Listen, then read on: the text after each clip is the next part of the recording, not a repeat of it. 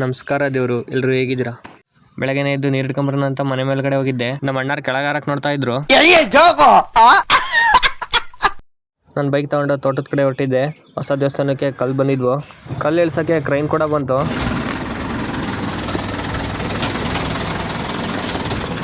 ನಮ್ಮ ಊರು ಬಟ್ಟೆ ತೋಟದಲ್ಲಿ ಭಾಳ ಗೋಟ್ ಬಿದ್ದಿದ್ವು. ಅದನ್ನೆಲ್ಲ ಹತ್ಕೊಂಡು ನಮ್ಮ ಇನ್ನೊಂದು ತೋಟದ ಕಡೆ ಹೊರಟೆ. ಅಲ್ಲೂ ಗೋಟ ಇದ್ದು ನಮ್ಮ ಬುಲೆಟ್ ತಗೊಂಡು ಮನೆ ಕಡೆ ಹೊರಟೆ. ನಮ್ಮ ಮನೇಲಿ ಎಲ್ಲ ಟೂರಿಸ್ಟ್ ಫ್ಯಾಮಿಲಿ ಫಿಲಮ್ ನೋಡ್ತಾ ಇದ್ರು. ನಮ್ಮ ವಿನಿನ್ ನೋಡ್ರಿ, ಅವ್ನ ಬೈಕ್ನ ವೀಲಿಂಗ್ ಹಿಂಗ್ ಮಾಡ್ತದಾನೆ ಅಂತ.